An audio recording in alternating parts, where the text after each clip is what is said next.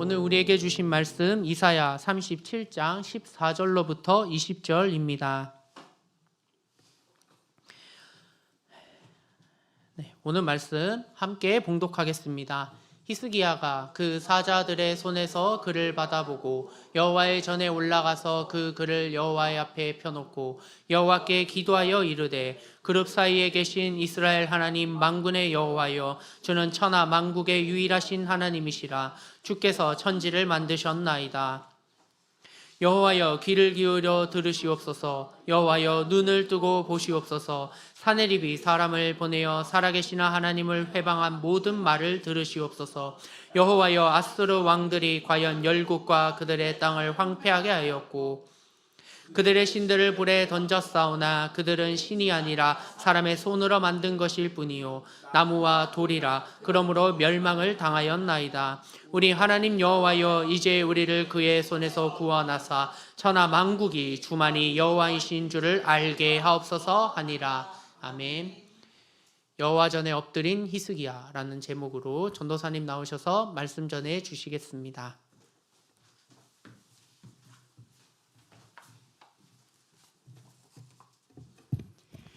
감사합니다, 주님. 오늘도 함께하여 주셔서 우리 찬양을 드리시고 주님, 천사가 보답하듯 주님이 영이 함께하여 놀라운 기쁨의 찬양이 될 수 있게 하여 주심에 감사드립니다. 아버지, 은혜로 함께하신 주님을 또 바라봅니다. 우리 불러오신 청년들과 함께하시고 예배 공간에 함께하셔서 우리 모두에게 진리와 참으로 주님의 놀라우신 성령의 역사가 함께할 수 있게 하여 주시옵소서. 짧은 시간 주님의 말씀으로 은혜를 나누고자 합니다. 아버지, 오직 주께서 진리와 성령으로 함께해 주셔서 우리 모든 불러오신 청년들에게 마음과 귀를 열어주시고 우리 모두 하나가 되어 하나님께 영광 돌릴 수 있는 짧은 귀한 시간 될 수 있게 하여 주시옵소서. 감사함이 예수 그리스도 이름으로 기도합나이다. 아멘. 감사합니다. 오늘 우리 또 3.1절이라고 그랬잖아요. 3.1절 기도했는데 이스라엘 역사와 유대 역사 가운데 우리가 열왕기나 역대기를 살펴보면은 많은 왕들이 부침하고 있죠.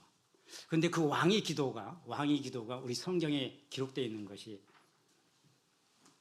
뭐가 있을까요? 그죠? 오늘은 그 왕의 기도를 한번 골라서 우리가 이 왕의 기도가 어떻게 나왔으며 이것이 가지고 있는 역사적 의미가 무엇이고 하나님은 이 왕의 기도를 통해 어떻게 역사하시는지를 한번 살펴보고자 히스기야의 기도를 가지고 제목을 잡아봤습니다. 히스기야 오늘 읽으신 제목은 히스기야의 기도죠. 히스기야의 기도는 지금 이사야서를 가지고 이사야서 37장에 있지만 똑같은 내용의 기도가 열왕기 18장에도 있습니다. 선지서와 역사서 가운데 그 왕의 일대기가 선지서 가운데도 동일하게 표시되어 있는 왕들은 몇 명이 안 되죠. 히스기야라든가 아니면 요시야, 예레미야에 있는 몇 명이 되지 않습니다. 여러분 아시다시피 솔로몬 이후에 두 나라로 갈라져 가지고 북이스라엘은 여로보암과 그리고 마지막 19대 호세아 이르기까지 19명의 왕이 200년을 존속을 했었죠. 그리고 유다는 솔로몬의 아들이었던 르호보암이 그 척통을 이어받아서 약 340년 정도 마지막 세디기야까지 왕조가 이었습니다. 그런데 그 많은 왕들 가운데 합쳐서 대략 한 40년 가까운 솔로몬 이후의 왕들 가운데 하나님께서 내 마음에 합당한 왕이라고 표현하고 있는 왕들이 그렇게 많지가 않아요. 그죠? 이스라엘 왕 중에서는 여로보암서부터 시작해가지고 호세아까지 19명의 왕들 중에서 혹시라도 여러분이 성경을 볼 때 하나님께서 그 마음에 합당했더라 이런 평가를 받은 왕이 누가 있었을까요? 혹시 북이스라엘 왕 중에 사마리아 왕 한 명도 없어요. 여로보암서부터 시작해서 호세아까지 열왕기에 걸쳐 있는 왕들 쫙 보면은 한 명도 예외 없이 다 여로보암이 길을 걸었더라라고 평가를 하고 있습니다. 유다의 왕들 중에는 그것도 좀 있어요. 유다는 솔로몬의 아들 르호보암에서 시작해가지고 이스라엘보다 약 140년 정도를 더 왕조가 이어졌는데 마지막 시드기야까지 그래도 성경에 하나님께서 그가 정직히 행했더라라고 하는 평가를 한 왕이 대략 7명 정도가 있습니다. 오늘 히스기야를 비롯해서 히스기야 앞에 우시야라든지 요담, 그리고 히스기야 뒤에 유명한 요시야, 이렇게 대여섯 명의 왕들이 있는데 유다조차도 대부분의 왕들, 이 몇 명의 왕들을 제외한 모든 왕들이 다 여로보암의 길을 걸었다라고 평가를 하고 있습니다. 르호보암에서 시작해가지고 유다 말기까지는 340년의 시간이 흘렀는데 그 340년의 시간 동안에 소위 다윗과 솔로몬이 적통을 이었다고 하는 왕들조차도 하나님께서 보시기에는 그들을 정직하지 않았다고 평가를 하고 있어요. 왜 그러셨을까 하는 걸 생각해 볼 필요가 있죠. 하나님 특별히 여로보암이 길을 걸었다고 하는 그 여로보암 북이스라엘 왕조 중에는 왜 200년 이어지는 왕조 가운데 단 한 명도 하나님께서 내 마음에 흡족한 왕이 없었다는 말을 하셨을까? 그래서 그 왕조는 결국 단명을 하게 되죠. 솔로몬 이후에 약 300여 년을 지닌 왕조 가운데 그래서 그 왕이 여호와 전 앞에 엎드려서 기도를 했던 왕, 사실 더 있었겠죠. 우리 성경의 기록은 딱 히스기야 한 사람만이 기록이 돼 있어요. 왕이 기도라는 제목으로 해가지고 지금 여러분 보시다시피 열왕기 18장하고 역대기 이사야서에 똑같이 기록되어 있죠. 오늘 사실 우리가 얘기하고자 하는 것은 지도자의 기도에 대한 여호와 전에 엎드린 히스기야의 기도는 제가 바꿔서 얘는 지도자의 기도가 얼마나 중요한지, 한 나라의 지도자, 어느 나라든지 흥망성쇠를 다 겪게 돼 있고 격변기를 거쳐갑니다. 우리 지구의 역사 가운데 어느 시대도 평안하고 배불리며 배 두드리는 그런 시대는 많지 않았었어요. 항상 전쟁과 기아와 그리고 뭐 종교적인 분쟁이든 어떤 식이든 전쟁이 있었죠. 수없이 많은 지도자가 부침을 했고 유다 역사조차도 마찬가지지만은 하나님 전에서 엎드려서 기도하는 왕이 누가 있었을까?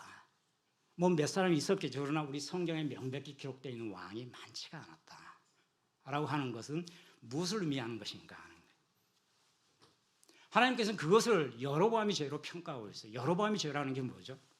솔로몬이 죽고 난 다음에 솔로몬이 늙어서 초기에는 하나님께서 주신 지혜를 가지고 엄청난 지혜와 예언 그리고 엄청난 치적이 있었지만 솔로몬도 나이가 들면서 영적 부패가 있었죠. 그래서 솔로몬도 산당을 만들고 여호와가 아닌 미신과 접속을 하는 그런 행위가 늘어나고 산당을 만들기 시작했죠. 하나님께서 솔로몬의 사후에는 솔로몬이 하나님께서 보시기에 합당하지 않게 행했다고 솔로몬에게 벌을 내리셨죠. 그러나 그의 생전에는 그 벌을 내리지 않을 것이나 그의 자식들은 다 끊어질 것이라는 벌을 내리셨습니다. 이 솔로몬 마지막에 솔로몬의 반기를 들었던 사람이 바로 여로보암입니다. 그래서 여로보암이 반란을 일으켰다가 실패하고 애굽으로 도망을 갔죠. 솔로몬이 죽고 나니까 애굽에서 망명 같은 애굽에서 돌아옵니다. 그런데 묘하게 솔로몬 시대였는데 불구하고 유다 지파 중에 12지파가 가운데 무려 10개의 지파가 유다와 베냐민 지파를 제외한 10개의 지파가 여로보암을 택하는 거예요. 그래서 여로보암한테 가가지고 우리 세금 때문에 도저히 견딜 수가 없으니 세금을 낮춰달라고 얘기했더니 르호보암이 그 신하들과 협의한 다음에 대답해 주겠다 했는데 젊은 신하들이 그 세금 낮춰줄 수 없다 그랬던 거예요. 그랬죠? 그래서 솔로몬이 거절하자 반란을 일으켜서 나라를 따로 세우잖아요. 그렇게 세운 것이 북이스라엘이죠. 무려 10개의 지파가 솔로몬의 적통인 르호보암에 있음에도 불구하고 유다 12지파 가운데 유다 지파를 지한 10개의 지파가 여로보암을 앞세워서 세겜에서 나라를 세운 그것이 북이스라엘입니다. 북이스라엘 여로보암은 나라를 세운 다음에 예배를 드려야 되는데 예루살렘에 가서 예배를 드리려고 했더니 보니까 예루살렘은 적통인 르호보암이 다스리고 있는 지역이잖아요. 자기 백성들이 거기 가서 제사를 지내면은 자연적으로 유다의 동화가 될까봐 그걸 못하게 끊어버리죠. 그렇게 하기 위해서 산당을 짓기 시작합니다. 그래서 이스라엘 가장 북쪽 갈릴리 북쪽에 있는 단이라는 지역과 이스라엘 예루살렘과의 경계에 있는 이스라엘에서는 가장 남쪽에 있는 베델이라고 하는 거, 예루살렘 가장 가까운 두 군데에다가 산당을 지어서 자 이것이 앞으로 여호와의 성전이니까 여기서 제사하라라고 얘기를 하게 되죠. 그리고 예루살렘을 가면 통로를 막아버립니다. 여로보암은. 근데 제사 지낼 사람이 없잖아요. 제사 지낼 사람은 유대 레이지파만 제사는. 그러니까 여로보암은 꾀를 써서 평민 가운데 제사장을 임명하기 시작하는 거죠.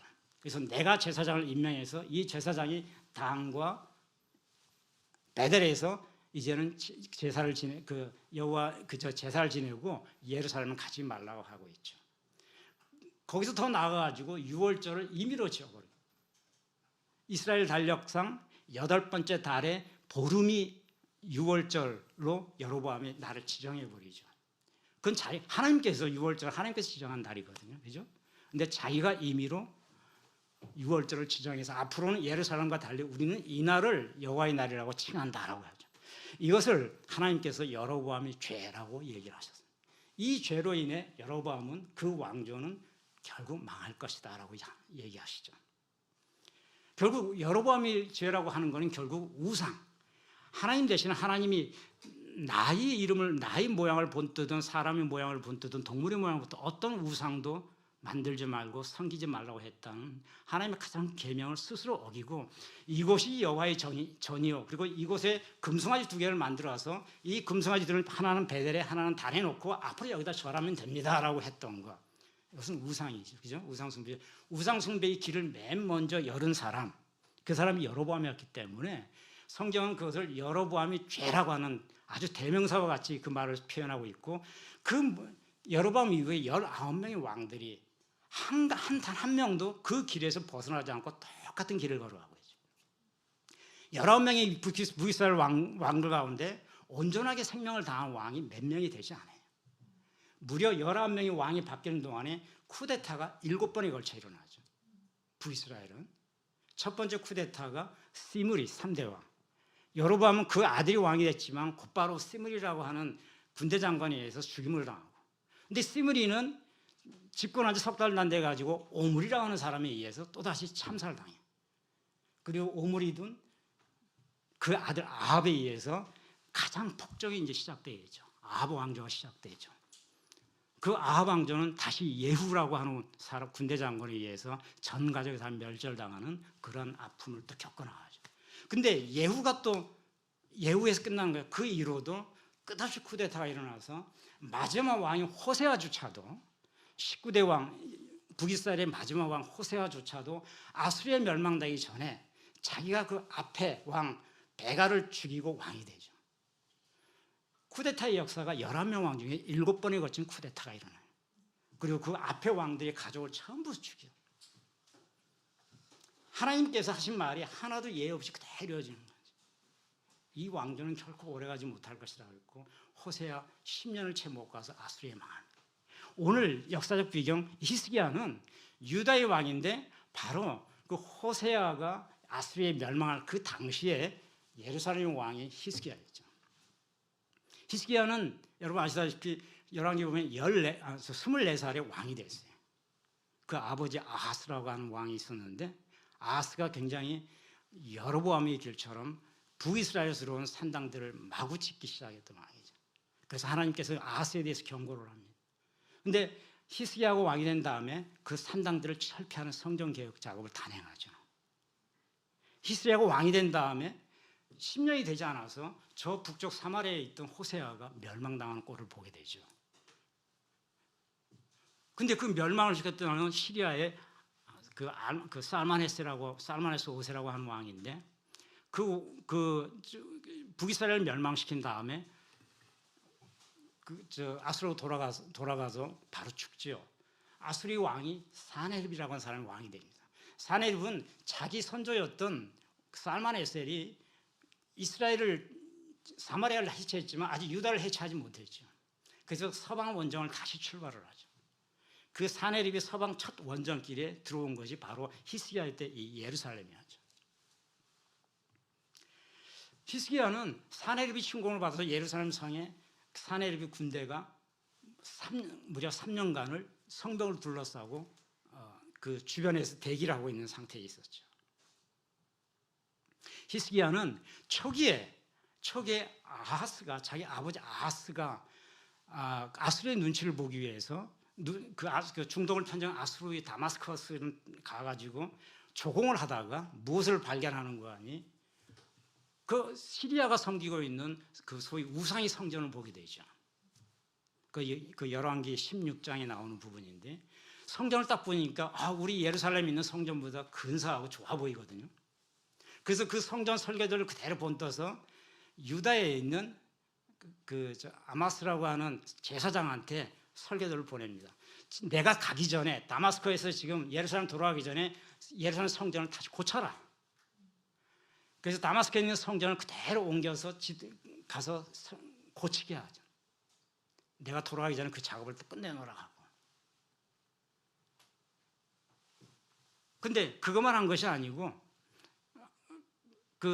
그렇게 해서 돌아와가지고 보니까 자기 설계된 대로 다 그 성전이 다 바뀌어져 있죠. 돌아와서 지금까지 여호와의 제사장 제사 지내던 그 성전을 다 보더니 앞에 물두멍을 제거해가지고 물두멍을 엉뚱한 곳에 갖다 놓고 노제단을 보니까 노제단이 그 다마스커에서 봤던 이방신 바알한테 지내던 그 모양이 다르거든. 그 노제단을 해체해가지고 성전 뒤에다 저 뒤에다가 지성소 뒤에다 갖다 놓습니다. 그러면서 제사장한테 내가 앞으로 제사 지낼 때만 가져오시오. 당신들은 이런 거 없이 제사하라고. 하나님이 만들어 놓은 그 성전에 임의로 고치기 시작하죠. 하나님께서 이 아하스를 가리켜가지고 아하스의 죄가 참으로 컸다라고 우리 열왕기에 표현이 되죠. 그 아하스로 인해 가지고 하나님은 심판에 이를 것이라는 말을 하십니다. 여호와의 성전을 함부로 개조를 하는 거죠. 그것도 뭘 본따 가지고 지가 아수르에 가가지고 아수르한테 조공하러 갔다가 아수르의 성전을 보고 나서는 깜짝 놀래가지고 이렇게 멋진 성전이 있었네. 우리 성전보다 더 좋네 하면서 그 설계도를 그대로 제사장한테 보내가지고 성전 구조를 바꾸고 제사 지낼 때 내가 지낼 때만 노제단 가져오고 너희들 지낼 때 다 없애버려 하고 물두멍 다 배치되어 있잖아요. 물두멍을 해체해가지고 옆에 딴 데 치워. 이런 조치들을 행한 거죠. 히스기야는 이걸 알았어요. 히스기야는 제사장으로부터 그 얘기를 들은 거죠. 그래서 그걸 원상복귀를 시키려고 합니다. 그러나 하나님께서는 그 행위에 대한 심판을 반드시 얘기를 하셨어요.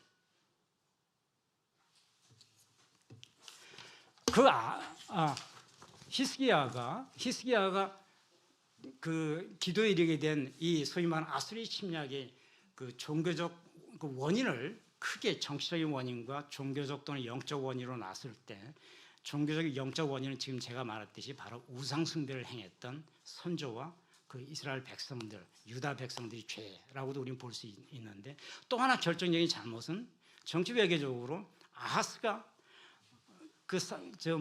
아수르가 그 중동을 편정했는데 아수르에게 조공을 바치다가 아수르가 잠시 물러난 틈을 타가지고 애굽의 눈치를 다시 보게 되죠.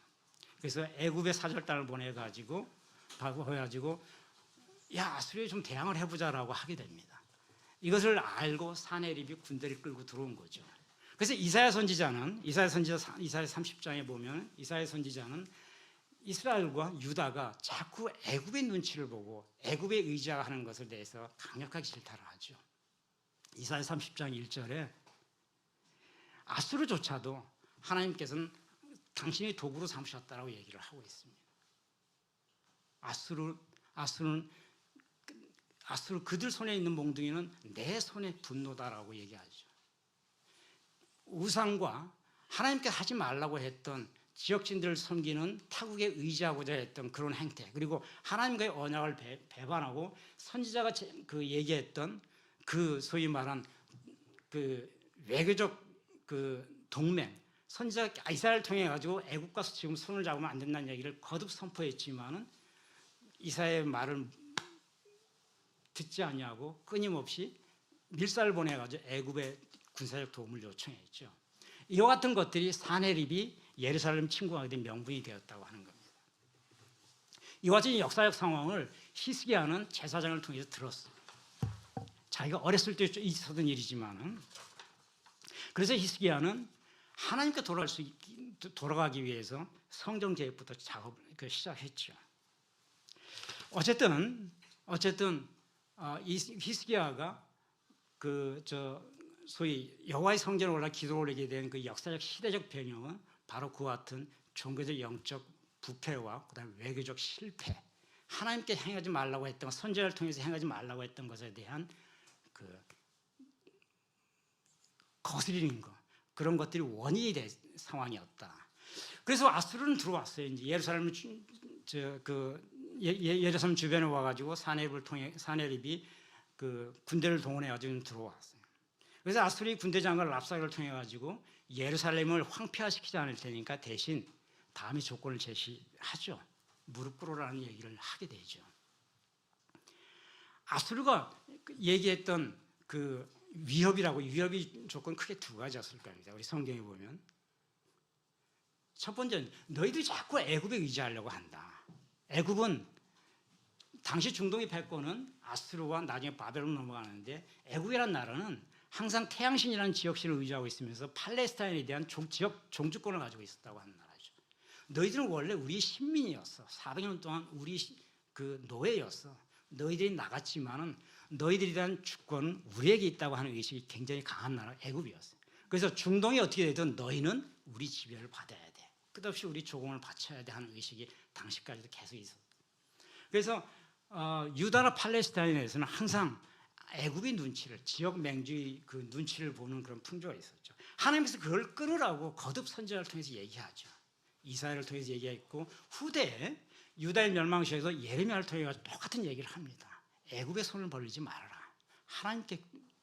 하나님 전에 와서 기도하라는 얘기를 거꾸로 하죠. 애굽이 너희들을 지켜주지 못한다는 얘기를 합니다. 아수르도 그 고리를 물고 늘어지는 거예요. 너희들이 자꾸 우리와 동맹 관계를 맺기로 했는데 왜 자꾸 밀사를 애굽에 보내가지고 쓸데없이 군사적 지원을 요청하느냐, 우리가 그걸 모르고 있느냐라고 하는 얘기를 하고 들어오는 거죠. 애굽이 너희들 결코 지켜주지 못할 것이다라고 랍사게는 얘기합니다. 랍사게가 보낸 편지에는 두 가지가 또 있죠. 너희들이 하나님께 의존한다고 하는데 보라, 너희 주변에 있는 저 하맛, 아르파, 스왈와임 어떻게 됐는가? 우리가 들어오기 전에 아람과 가자에 있던 모든 땅들은 다 아수리에 굴복했다. 하맛과 아르파의 신들이 그들을 보호해 주었는가? 아니면은 스발와임의 신들이 그들을 보호했는가? 너희들 여호와께 의존한다고 하지만 여호와 또한 너희들의 지역신이 아니냐? 너희들을 보호하지 못한다. 아수리에 의존하라. 이렇게 편지에 쓰여져 있죠.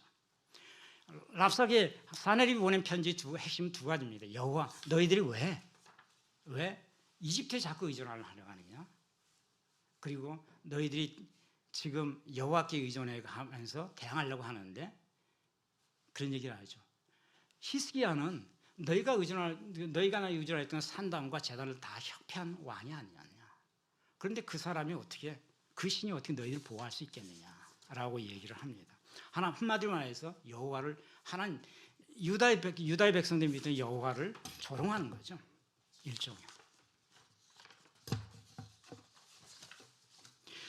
그들이 조롱이 되었었던 하맛, 아르파, 스왈라임이라고 나라들은 현재 시리아 지방 그리고 메소포타미아에 있는 소도시들이죠. 지금은 다 이름이 다 바뀐 도시들이에요. 다 바알신을 믿고 하닷이라고 하는 폭풍 신 또는 태양신, 다신교를 숭배했던 왕들의 신이죠. 특히 스발와임이라고 하는 지역은 메소포타미아 남부 지역에 위치한 땅인데 아드람멜렉, 아나멜렉이라고 하는 태양신을 숭배했고 이들로 인해 가지고 그 인신제사, 아이를 낳으면 아이를 그 제물로 바치는 풍습이 생겼죠.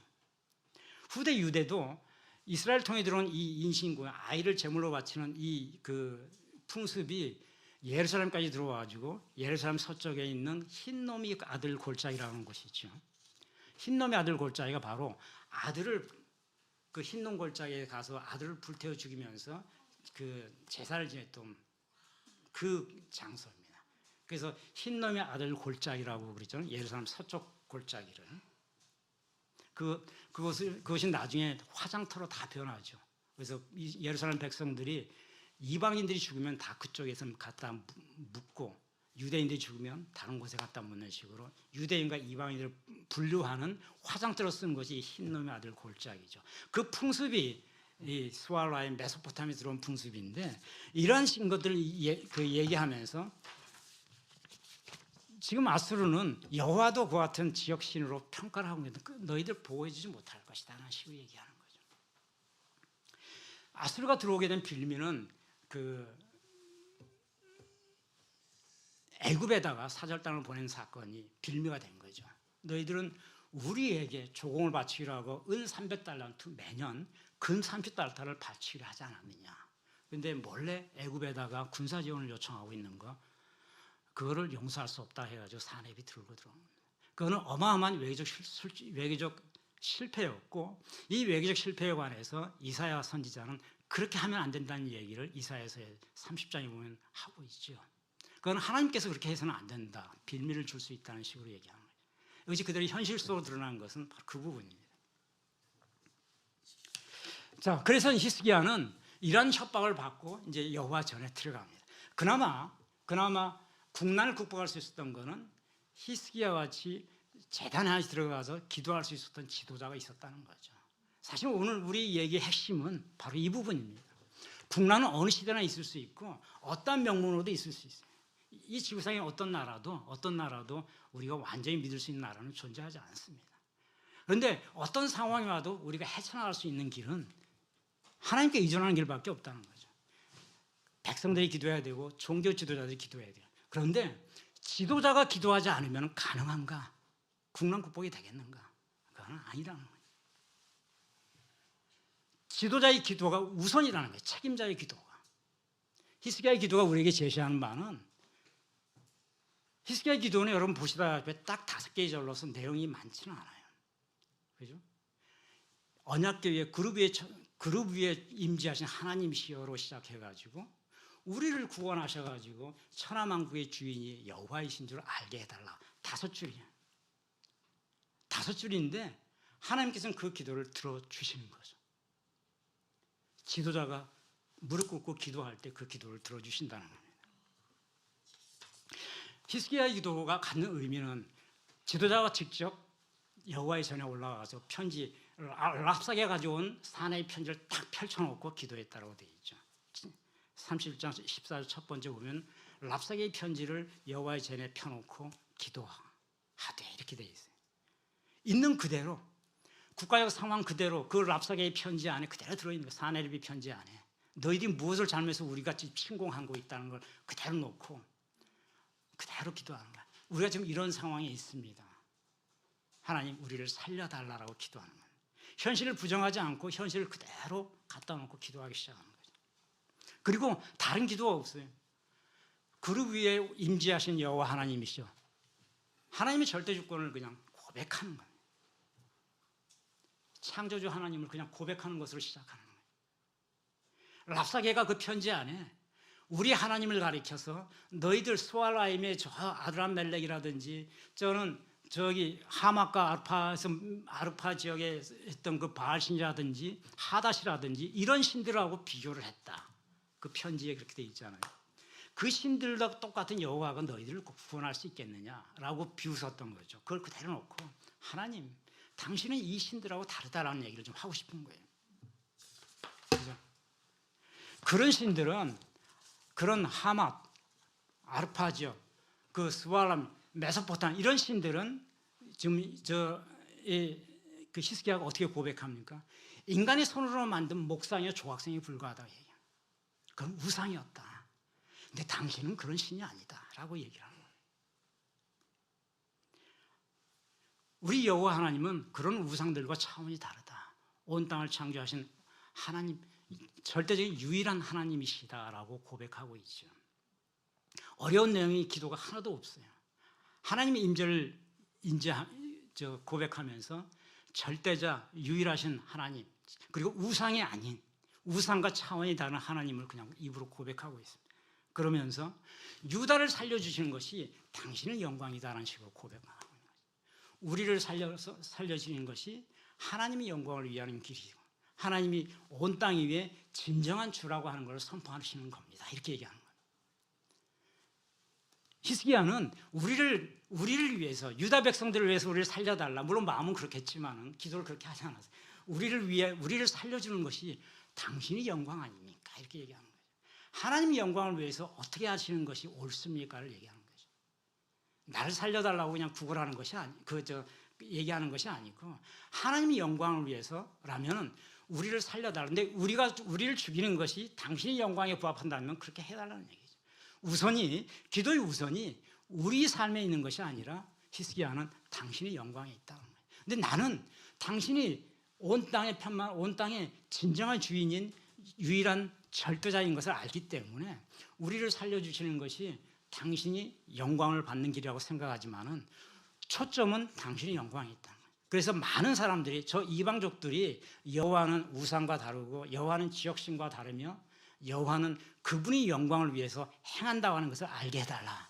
이런 기도를 한 겁니다. 이 기도에 대해서 하나님은 당연히 응답하시죠. 하나님의 응답은 이사야 선지자를 통해서 대독하는 형식으로 나와 있죠. 우리 성경에 이사야가 하나님 말씀을 전하다 이렇게 되어 있습니다. 하나님 응답은 크게 네 가지로 되어 있어요. 한 두 장에 걸쳐서 장하게 그 말씀을 전하는데 그거 다 여러분 읽어보시면 아니까 그걸 다 얘기하시죠. 핵심은 하나님께서 뭐라고 말씀하시느냐. 첫 번째, 내가 너희 기도를 들었다 이렇게 시작합니다. 하나님이 우리 기도를 들었다고 하는 건 놀라운 얘기죠. 하나님께서 직접 내가 히스기야의 기도를 들었노라. 샤마라고 하는데 여러분 샤마 신학이란 말을 들어보신 사람이 있는지 모르겠어요. 샤마라는 말은 히브리어로 듣는다는 뜻이에요. 그래서 들음이 신학이라는 얘기인데 듣는다는 것이 얼마나 중요한지 그걸 이제 신학적인 이론으로 체계화했다 그러죠. 샤마 신학이라는 말도 있는데 어쨌든 뭐 그건 중요한 게 아니고 하나님이 들었다고 하는 거는 우리가 그냥 사람이 듣고 누구 얘기를 듣고 한 귀로 듣고 한 귀로 흘렸다는 얘기가 아니죠. 하나님이 들었다는 얘기는 하나님 듣고 행하시는 걸 얘기하는 거예요. 하나님 듣고 한 귀로 흘려버리는 사람이 아니라는 거예요. 이사야가 제일 먼저 그러잖아요. 당신의 기도를 하나님께서 들었다고 하십니다. 이렇게 얘기를 합니다. 그러면 행하실 거라는 것이죠. 그리고 이사야가 계속 얘기하죠. 하나님께서 아수르 행위를 어떻게 평가하시는지 하나님께서는 이렇게 얘기하시네요 하면서 얘기를 합니다.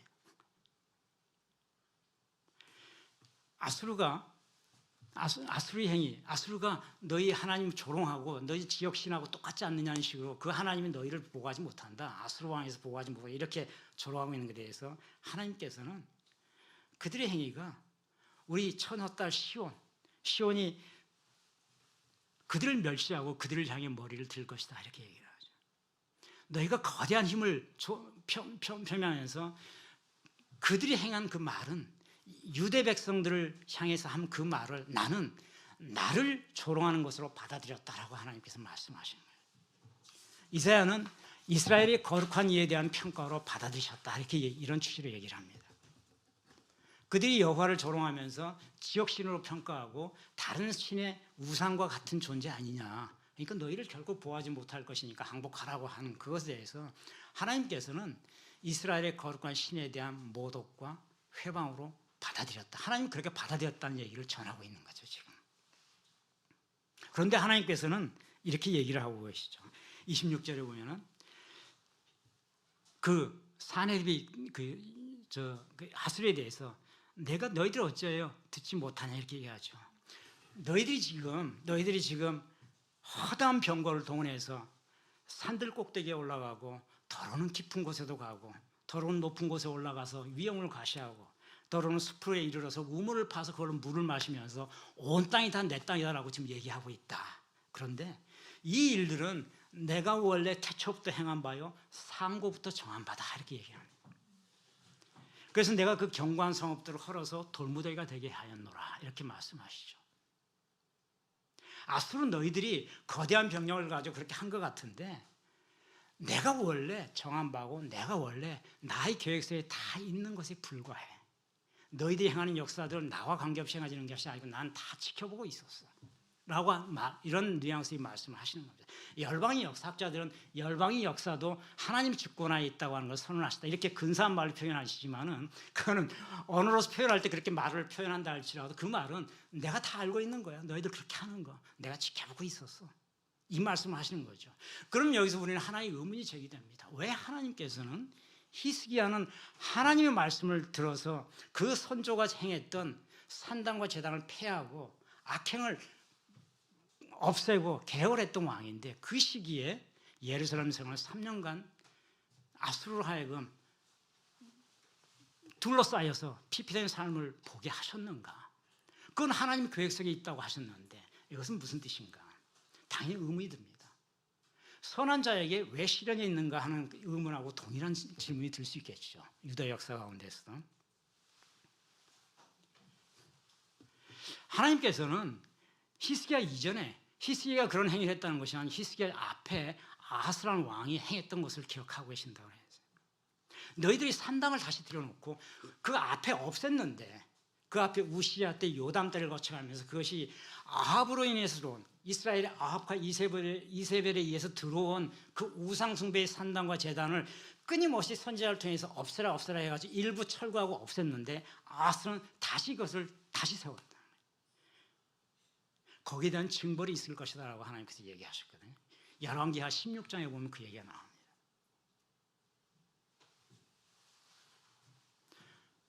그리고 그 아하스의 행위에 대해서 하나님이 가장 그 나쁘게 평가하셨던 것이 다마스커스에 가가지고 그것이 이방의 제단인지 알면서도 이방의 제단을 하나님 성전을 헐어버리고 그거를 이방의 제단으로 대체했다는 거죠.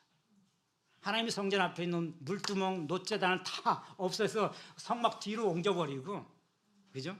설계도를 그 다마스커스에 있는 이방 제단의 설계도가 눈에 좋으니까 이것을 다 고쳐. 이런 식의 행위를 했던 거. 이걸 하나님 이방의 제단을 너희들이 여호와의 제단으로 대체했다. 그리고 그렇게 고쳤다. 이것에 대해서 열왕기 16장 10절에 16절까지 하나님께서 계속 말씀하고 계셔요. 이 행위에 대한 평가가 있을 것이라는 거예요. 그것이 히스기야 시대에 그대로 왔다고 단정을 못해요. 우리는 추정만, 우리는 신학적으로 영적으로 하나님의 말씀에 대한 말씀 그리고 그와 같은 행위에 대한 반드시 역사적 응징이 하나님이 주권의 인적인 선택에 의해서 있을 것이다 우리는 알고 있기 때문에 히스기야 때 히스기야가 하나님 앞에서 엎드려 기도했지만 그 시기에 그걸 겪는 것이 과연 그것 때문에 단정할 수는 없지만 1년의 종교적 영적 흐름으로 봐서 그럴 수 있는 개연성이 굉장히 크고 그렇게 봐야 된다. 하나님은 이방의 제단을 내 성전에 헐어버리고 내 성전에 대체했던 것에 대해서 결코 용납할 수 없겠다고 하셨기 때문에. 근데 어쨌든 하나님은 그러면서도 아수르하고 바벨론에 대한 심판을 반드시 약속을 하십니다. 아수르에 대한 심판은 이사야서 37장에 나오죠. 그리고 바벨론에 대한 심판은 약 100년 뒤의 일인데 불구하고 똑같은 이사야서 47장에서 기재되고 있습니다. 하나님 똑같이 심판하겠다. 왜냐하면 그들은 내가 쓴 도구에 불과했기 때문에.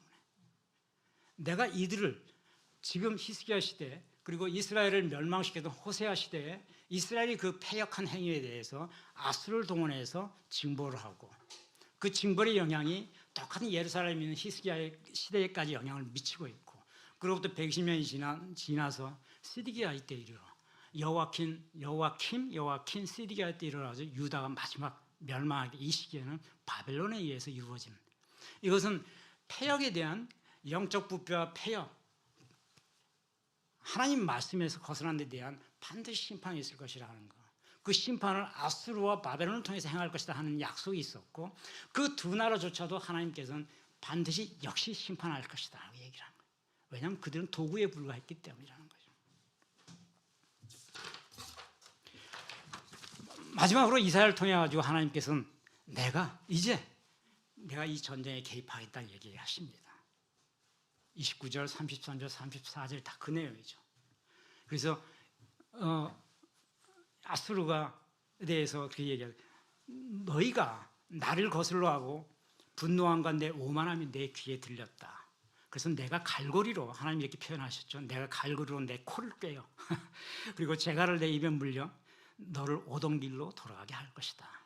너희가 이 성에 이르지 못하고 화살 하나도 이리로 쏘지 못하고 그리고 방패를 가지고 성에 가까이 오지도 못하고 또한 성을 허물 위해 흉벽을 쌓지도 못하고 치지도 못할 것이다. 오던 길로 다시 돌아가고 이 성에 이르지 못할 것이다. 이렇게 하나님께서 내가 이 전쟁에 어떻게 개입해서 그들을 돌아가게 하실 건지를 선언하십니다. 이사야 선지자를 통해서.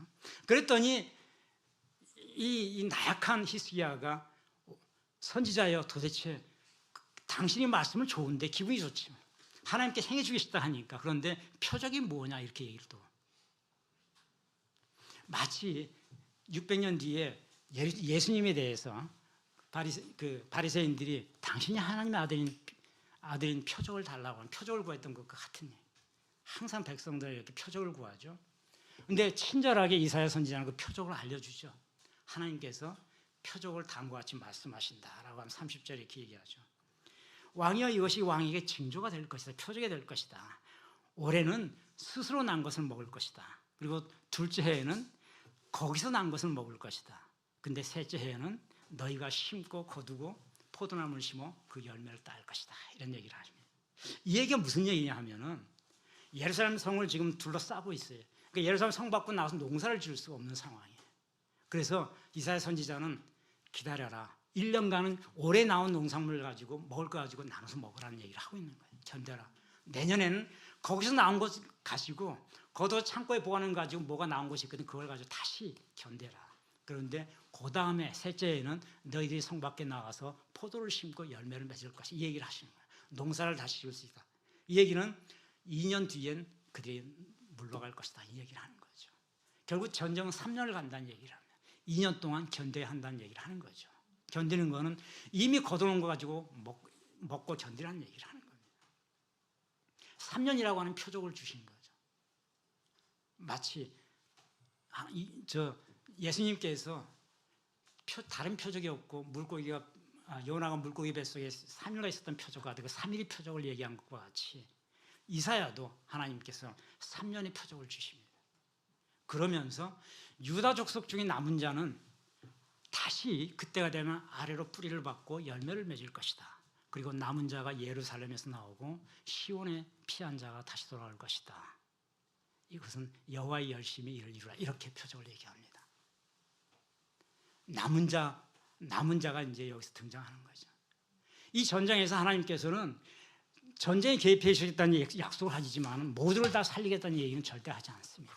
남은 자를 얘기하는 거죠. 죽는 자도 있는 거죠. 그리고 남은 자는 예루살렘에서 나올 것이며 시온산에서 나올 것이다. 이런 얘기를 하죠. 이때로부터 이제 예루살렘은 우리가 지정학적으로 그곳에 있는 예루살렘이라는 의미에서 더 나아가서 영적인 예루살렘으로 이제 변합니다.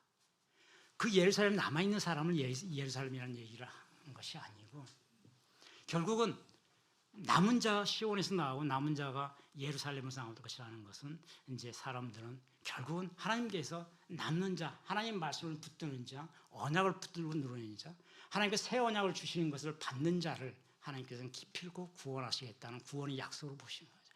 하나님은 모두를 살리겠다고 얘기를 하지 않으셨어요. 유다 백성들 내가 전쟁에 개입은 하되 너희 모두를 살리겠다고 하는 것이 아니고 남은 자와 피한 자라고 표현하고 계시죠. 그리고 남은 자, 피한 자의 예루살렘과 시온으로 되지는 거죠. 600년 뒤에 오실 메시아를 당연히 예표하고 계신 거죠. 그리고 실제로 그 땅에서 3년간 버티면서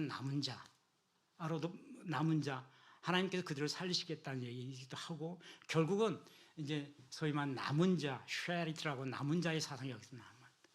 이 땅에 살고 있는 모두 생명을 가진 모든 자를 하나님께서 결국 구원하시겠다는 말씀을 하지 않으시고 구원하실 생각을 가지고 계신 것도 아니죠. 피하는 자, 남은 자 어디로? 시온과 예루살렘으로 피하는 자와 남은 자를 말씀하시는 거다. 이것은 당시에는 예수님이 아직 오시기 이전이기 때문에 새 언약이 있던 시기는 아니지만은 어쨌든 하나님 말씀을 붙들고 믿고 선지자의 말씀을 붙들고 기도하면 남는 자들은 살 것이고 그 뒤로 예수님 오신 뒤에 하나님께서 새로 주신 복음을 붙들고 남은 자들은 하나님께서 기필코 구원하실 것이다. 그러므로 이제는 예루살렘이 그 땅에 있는 예루살렘이 아니고 복음을 붙드는 자가 이 고향이 예루살렘인 것이고 그죠? 마음의 증표가 시온산이 되겠죠. 이와 같이 하나님께서는 그들에게 히스기야에게 응답을 하셨죠. 우리는 이 히스기야의 기도에서 기도를 여러 가지 의미로 우리가 해석을 할 수 있어요. 해석할 수 있는데 저는 가장 중요한 것이 제가 생각하기에는 가장 중요하게 느끼는 것은 위기 상황이든 어떻든 간에 국가적 재난 상황이 어떤 상황에서 지도자가 먼저 여호와의 전을 찾았다고 하는 거죠. 이거는 어마어마하게 중요한 것이고 어마어마하게 중요한 신학적 포인트라고 저는 보는 겁니다. 물론 많은 종교 지도자, 많은 제사장들이 기도를 하고 그리고 많은 선한 백성들이 기도를 하죠. 똑같은 우리도 마찬가지예요. 그러나 하나님께서 보시기에 가장 눈에 띄었던 것은 지도자가 나서서 여호와의 전에 들어가서 무릎 꿇고 기도했다는 거죠. 지도자의 기도가 얼마나 중요한가 하는 걸 우리는 생각해 보는 겁니다. 오늘날 우리 상황도 우리가 똑같이 생각을 했어요. 그래서 기도하는 지도자가 중요한 것이고 지도자가 기도하지 않을 때 그 지도자를 하여금 무릎 꿇고 기도하게 만들어야 된다는 거예요. 그래야만 그 백성이 살 수 있다는 거죠. 물론 우리는 같이 기도해야 되겠지만 종교적 지도자들, 이 땅에 있는 많은 목회자와 제사장 역할하는 사람들 기도하는 건 너무 중요해요. 그러나 하나님은 그들이 기도로 만족하는 것이 아니고 그들 사이 함께하는 사람들의 기도로 만족하시는 게 아니고 하나님이 더 원하시는 것은 그 나라를 책임지는 사람이 기도를 원하신다. 어려운 상황에서는 어떻게 해야 되는가.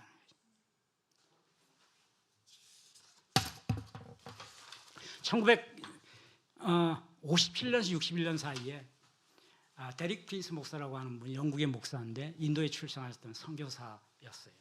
이 사람이 아프리카 케냐에서 4년간 선교사 생활을 했는데 1957년, 61년 이 사람이 2차 대전 이후에 아프리카의 많은 나라들이 독립하는 시기였어요. 근데 똑같이 이때 쿠바의 카스트로 정권에서 그 혁명이 성공해서 공산화가 된 쿠바에서 많은 사람들이 어떻게 공산화에 성공했는지 해가면서 쿠바에 가가지고 소위 아프리카, 아시아의 이 신생국들이 가가지고 견학을 하면서 공산혁명을 배워오던 시대가 있었어요. 1960년 8월 달에 이 데릭 프랜스 목사가 그 청년들과 함께 기도를 하고 있는데 아프리카 케냐에서 서부 지역 어디에서 청년들과 함께 집회를 하고 있었어요. 나라를 위한 집회를 하고 있었는데 예배 중에 강력한 성령의 임재를 느끼게 됐다라고 고백을 합니다. 하나님 말씀하시기를 말세에 내가 내 영을 모든 육체에 부어주겠다. 그러니 자녀들은 예언할 것이요 젊은이들은 환상을 볼 것이며 늙은이들은 꿈을 꾸리라. 요엘 2장 2절에 있는 얘기죠. 2장 28절에. 근데 이 말씀을 가지고 설교를 했던 사람이 베드로죠. 오순절 강림 이후에 베드로가 예루살렘 성전에서 담대하게 첫 번째 선포를 할 때 이 말씀을 인용했죠. 그죠? 하나님이 때가 되면 모든 영에게 나의 영을 부어주겠다. 그렇게 해서 어린아이들조차도 예언할 것이며 젊은이들은 환상을 볼 것이고 노인들조차 꿈을 꿀 것이다. 그 영들. 그런데 그날 집회 중에 강력한 영이 임했다고 하는 거죠. 그 집회를 통역했던 사람이 웰슨 만보레라고 하는 흑인이었는데 이 사람은 케냐니까 그 아프리카어, 스와힐리어라고 하는 아프리카어를 써야 돼요. 많은 평범한 케냐 토착민들.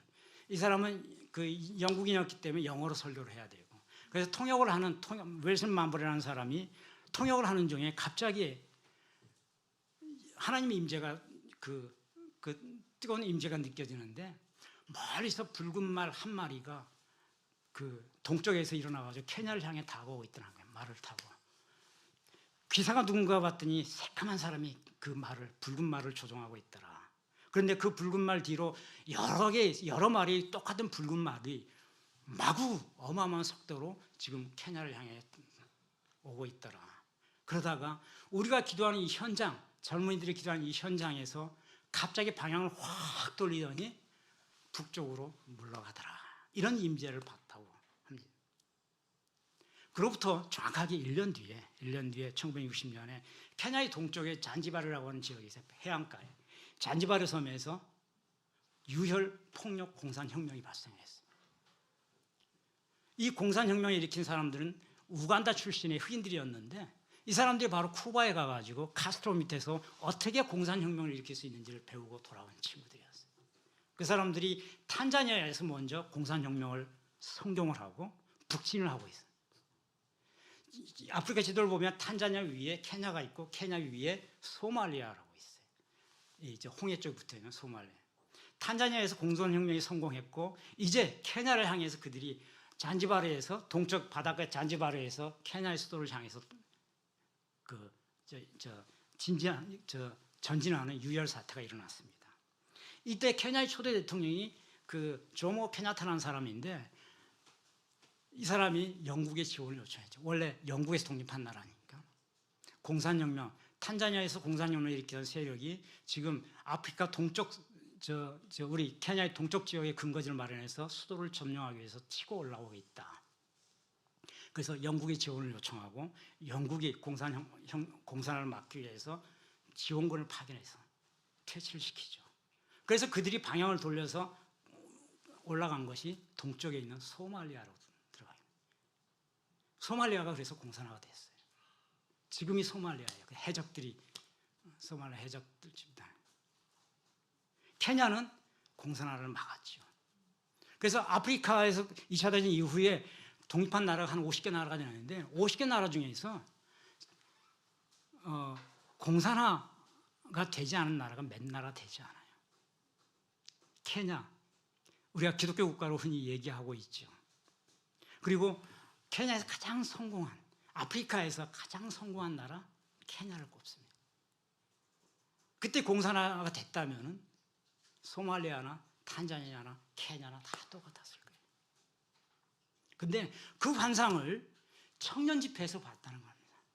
웰슨 만부르라고 하는 그 케냐 현지인이 청년들이 얼마나 뜨겁게 기도를 하고 있으면 저 멀리서 붉은 말을 탄 흑인이 질주해 오는데 우리가 기도하는 이 현장을 해서 방향을 틀어가지고 동쪽으로 빠져나가더라.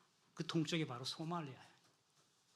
하나님의 영이 공산화를 퇴치시켜 줬다는 거죠.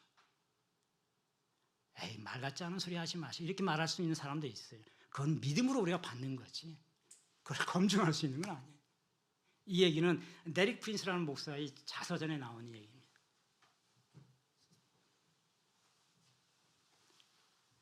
이러한 일을 믿는 자들은 자기 나라의 정부를 위해서 믿음으로 기도할 때 내가 할 수 있는 일이었다. 그런 자서전 말미에서 이 영적 체험을 얘기하면서 비록 그것이 케냐의 공산화를 막았다는 것을 의미하는 것인지 과학적으로는 알려줄 수 없다. 그러나 믿음을 가진 자는 보는 것이다는 거죠. 청년 집회에 뜨거웠던 청년들의 열기가 그 나라가 공산화되는 것을 막게 했다고 하는 거죠.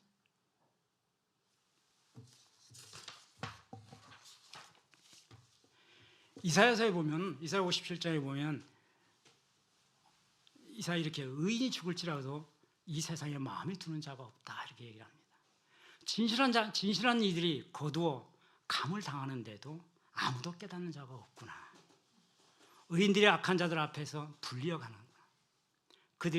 그렇지만 그들은 평안히 들어갔고 바른 길을 가는 자들은 그들이 침상에서 편히 쉴 것이다. 57장 1절 2절 말씀.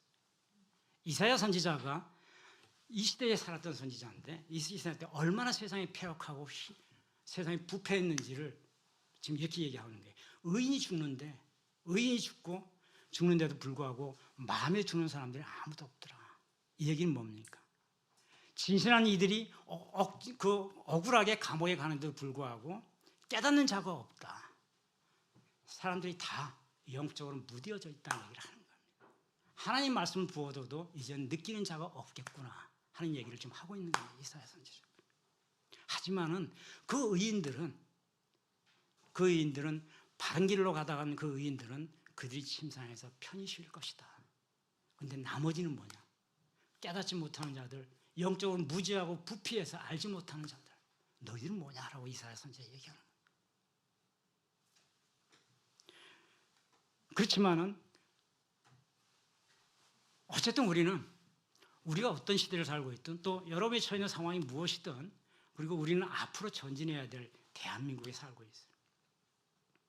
많은 사람들이 보수와 진보, 정적인 상황으로 인해 가지고 갈등을 겪기도 하고 한때는 심리적 내전이 지금도 약간 그런 요소가 있는 것 같아요. 말을 안 하는 것뿐이지 그런 갈등이 있습니다. 우리는 이왕이면은 이 히스기야 기도를 통해서 우리가 본 거는 우리가 살고 있는 상황이 녹록치가 않다는 것을 깨달아야 된다는 거죠. 우리가 뭐 아무리 소득이 많아지고 해줬어 뭐 그래도 우리보다 소득이 10배나 많은 미국도 전쟁을 하고 있어요. 장난을 하는 거 아니에요, 그 나라. 그죠? 심심해서 전쟁하는 거 아니라. 어마어마한 나라. 전쟁 안 해도 평생 먹고 살 것이 넘치는 나라도 무엇인가 절대의 가치를 위해서 전쟁을 선택을 해요. 힘이 없으면 못하지만 힘이 있었으니까. 어쨌든 힘이 있으니까. 우리는 잘 살게는 됐지만 여전히 어마어마한 이념적 갈등 속에서 벗어나지 못하고 있다. 오히려 그 골이 더 깊어지고 있어요. 근데 어느 쪽이 정의이고 어느 쪽이 악이냐 얘기하면 할 수가 없는 거예요. 왜? 다 똑같은 우리 형제자매고 우리 친구들이고 우리 동료고 맨날 얼굴 보고 사는 사람들이 머릿속의 생각만 다른 것뿐이라. 이럴 때 우리가 할 수 있는 거는 사람을 공격하고 내치고 증오하고 미워하는 것이 아니라는 거죠. 사도 바울이 디모데에게 얘기했잖아요. 디모데전서 2장 보면 간구와 기도와 도구와 감사함으로 기도하라는 얘기예요. 그러면서 임금과 높은 자리에 있는 사람들에게도 위해서 기도하라. 그것이 그 사람을 위해서가 아니고 고요하고 평안한 생활을 내가 하기 위해서다. 백성들이 하기 위해서다. 그 사람들이 돌아와야 임금과 높은 지에 있는 사람들이 돌아와서 하나님의 의를 깨닫게 될 때 그 밑에 있는 많은 백성들이 경건하고 평안한 삶을 지키기 때문에 그래서 기도하는 것이다. 우리가 오늘날 해야 될 것은 사실 기도밖에 없죠. 근데 더 이왕이면 가장 좋은 기도는 우리만의 기도가 아니고 지도자가 백성과 함께하는 기도가 제일 좋아요. 근데 우리 현실을 보면은 지도자가 백성과 함께 기도할 것 같지는 않아요. 그죠? 우리가 지금 그런 시대에 살고 있어요. 함께 기도하는 사람도 있지만은 현실은 그렇지 않다. 지도자가 기도할 수 있게끔 깨우쳐야 된다는 거죠. 우리 손으로 기도하는 지도자를 뽑지 못했으면은 그 지도자가 기도하는 사람이 되게끔. 그래서 나라를 하나님 앞에서 온전하게 바로 세울 수 있게끔 해줘야 된다. 그건 우리 기도로서 해야 되겠죠. 마지막으로 이사야서 37장 35절 이렇게 되어 있습니다. 대저 내가 나를 위하여 내 종 다윗을 위하여 이 성을 보호하고 구원하리라. 하나님께서 마지막 약속을 이렇게 하시죠. 내가 나를 위해서 그런 내 종 다윗을 위해서 내가 이 성을 지키고 보호할 것이다. 지금은 다윗이 없어요. 이제 우리는 내 종 다윗, 나를 위해서 하나님 자신의 영광을 위해서 그리고 내 종 다윗을, 이 말은 나를 이제 예수 그리스도를 통해 복음을 믿는 그 사람들을 위해서, 내가 택한 남은 자와 선택된 자, 피한 자들을 위해서 내가 이 성을 보호하고 구원할 것이다. 이 성, 대한민국, 우리가 살고 있는 곳, 이것이 될 수 있기를 우리가 열심히 기도하도록 하십시다. 아버지 참 감사합니다. 주님 우리에게 은혜 주시고 주님 진리로 함께 해주심에 감사합니다. 우리 블루오션 청년들 아버지 주님께서 눈동자같이 지키시고 이들에게 하나님의 영을 부어주심으로 놀라운 주님의 역사가 우리 청년들 한 사람 한 사람에게 일어나게 하여 주시옵소서. 우리 이 기도를 통해서 이 나라가 바뀔 수 있게 하시고 이 나라의 위정자와 대통령 모든 사람들이 하나님 앞에서 무릎 꿇고 통회하며 회개하며 대한민국의 앞길을 해결할 수 있는, 개척해 나갈 수 있는 놀라운 영적 역사가 이 땅에서 일어날 수 있도록 하나님께서 이 백성들로 이 나라를 인도하여 주시옵소서. 감사함이 예수 그리스도의 이름으로 기도하옵나이다. 아멘.